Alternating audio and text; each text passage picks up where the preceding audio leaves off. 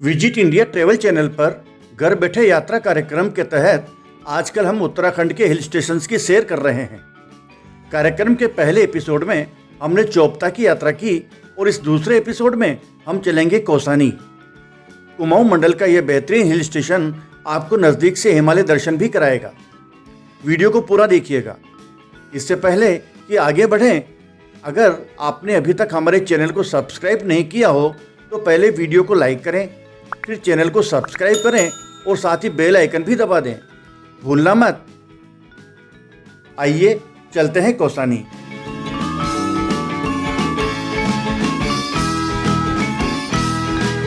अगर आपको हिमालय पर्वत की खूबसूरती देखनी है तो चले आइए कौसानी। हिमालय की गोद में बसा और बर्फ की चादर से ढका ये हिल स्टेशन प्रकृति की किसी खूबसूरत पेंटिंग सा लगता है। यहाँ आपको मिलेंगे हरे भरे जंगल, ऊंचे ऊंचे पहाड़, बिल्कुल साफ और नीला आसमान, खूबसूरत झरने और न जाने ऐसे कितने ही सुंदर नज़ारे। तभी तो कौसानी प्रकृति प्रेमियों का पसंदीदा हिल स्टेशन है। हिमालय के नैसर्गिक सौंदर्य को निहारने के लिए Kausani is the best place.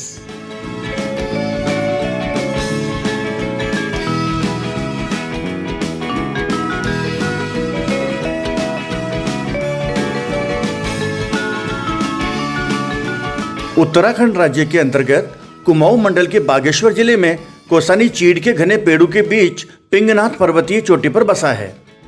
यह अल्मोड़ा से 53 किलोमीटर उत्तर में स्थित है। यहाँ से सोमेश्वर, गरुड़ और बैजनाथ कत्यूरी की सुंदर घाटियों का अद्भुत दृश्य देखने को मिलता है। कौसानी पहुंचकर आप एक ही जगह से हिमालय की चोटियों का 350 किलोमीटर में फैला नज़ारा देख सकते हैं।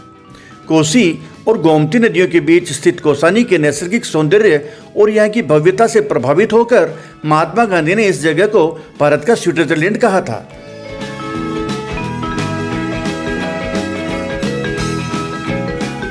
अनासक्ति आश्रम।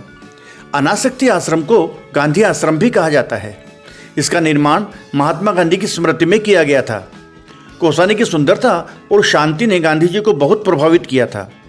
यहीं पर उन्होंने अनासक्ति योग नामक पुस्तक लिखी थी। इस आश्रम में एक अध्ययन कक्ष और पुस्तकालय, प्रार्थना कक्ष जिसमें गांधी जी के जीवन से संबंधित चित्र लगे हैं, और एक पुस्तक विक्रय केंद्र भी है।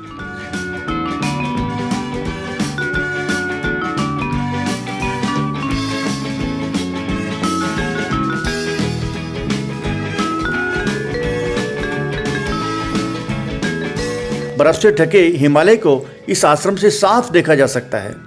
यहाँ से चौखंबा, नीलकंठ, नंदा घुंटी, त्रिशूल, नंदा देवी, नंदा खाट, नंदा कोट और पंचचूली शिखर दिखाई देते हैं।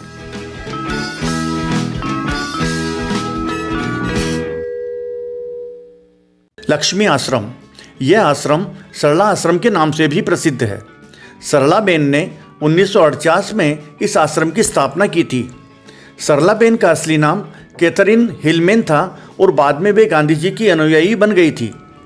यहाँ अनाथ और गरीब लड़कियों को पढ़ाने के साथ साथ सब्जी उगाना, जानवर पालना, खाना बनाना और अन्य कामकाज सिखाए जाते हैं। यहाँ एक वर्कशॉप है जहाँ ये लड़कियाँ स्वेटर, दस्ताने, बैग, छोटी चटाइयाँ और हस्तशिल्प वस्तुएं बनाती है।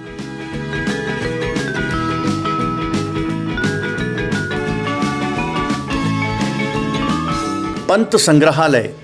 शायद आपको पता नहीं हो, हिंदी साहित्य के प्रसिद्ध कवि सुमित्रा नंदन पंत का जन्म कौसानी में ही हुआ था। बस स्टैंड से थोड़ी दूरी पर पंत संग्रहालय स्थित है। जिस घर में उन्होंने अपना बचपन गुजारा था, उसी घर को संग्रहालय में बदल दिया गया है। यहाँ उनके दैनिक जीवन से संबंधित वस्तुएं, कविताओं का संग्रह, पत्र, पुरस्कार आदि को रखा गया है।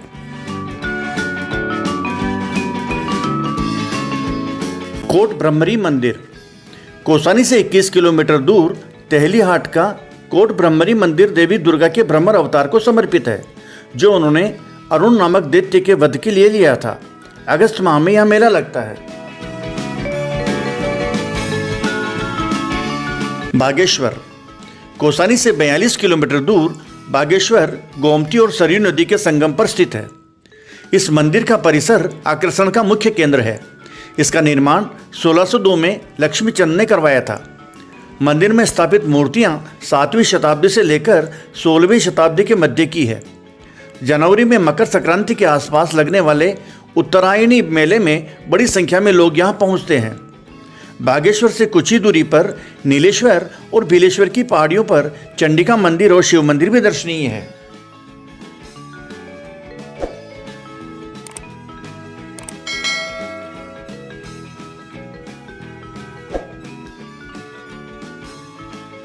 रुद्रधारी झरना सीढ़ीदार पहाड़ी धान के खेतों और हरे भरे ऊंचे ऊंचे देवदार के घने जंगलों के बीचों बीच रुद्रधारी फॉल्स कमाल की खूबसूरती संजोए हैं। पौराणिक कथाओं के मुताबिक यह आदि कैलाश है। यहीं भगवान शिव और विष्णु का वास था। कौसानी के पास 12 किलोमीटर ट्रेकिंग करते हुए भी आप यहां पहुंच सकते हैं। झरना काफ़ी ऊंचाई से गिरता है। झरने के साथ प्राचीन गुफा और सोमेश्वर मंदिर भक्तों की श्रद्धा का केंद्र है।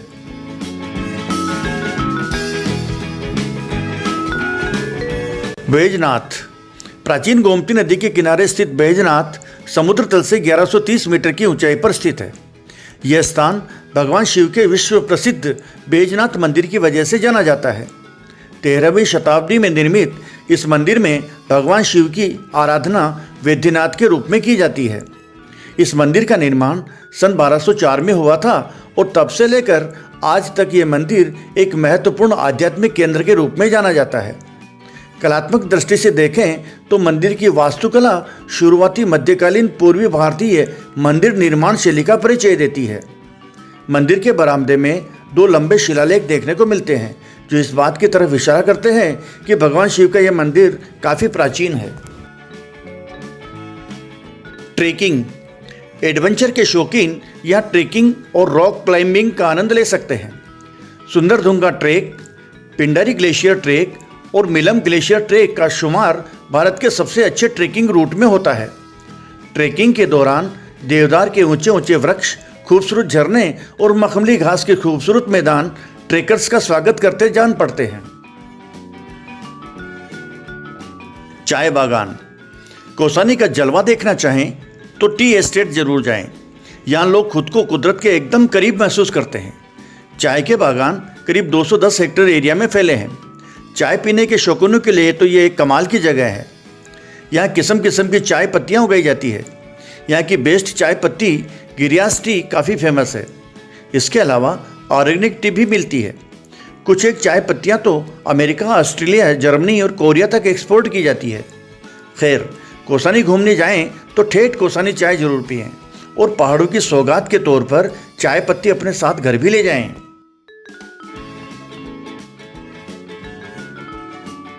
यहाँ चाय के साथ आलू गुटका खूब खाया जाता है।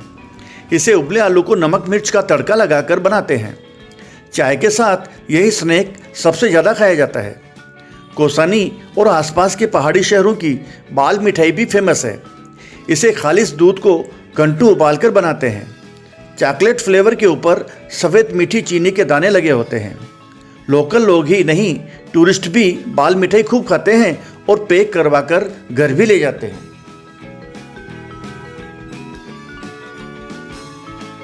क्या खरीदें? कौसानी आने वाले पर्यटक चाय फैक्ट्री से चाय खरीद कर ले जाना नहीं भूलते हैं। यहाँ का अचार, औषधियाँ, लाल चावल, शरबत, जैम और शहद भी मशहूर है। यदि आप कुमाऊनी खाने का स्वाद अपने साथ ले जाना चाहते हैं तो मुख्य चौराहे के पास बनी दुकानों से मडुए का आटा और गोहद की दाल अपने साथ ले जा सकते हैं। कौसानी वुलन हाउस में हाथ से बनी गर्म टोपियाँ और कमीजें मिल जाएगी, जबकि अनासक्ति आश्रम के पास बने कुमाऊं शॉल एम्पोरियम में हाथ से बने खूबसूरत शॉल मिल जाते हैं।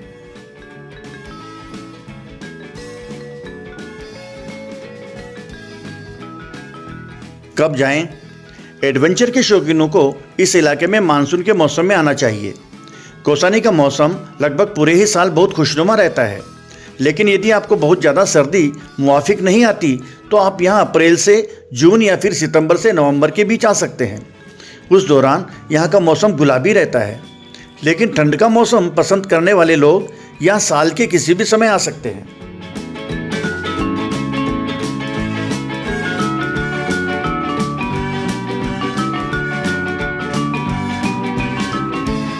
विजिट इंडिया ट्रैवल चैनल पर रोज़ नए वीडियो देखने के लिए कृपया लाल रंग के सब्सक्राइब बटन एवं घंटी के बटन पर क्लिक कीजिए। वीडियो शेयर कीजिए और कमेंट्स दीजिए। धन्यवाद।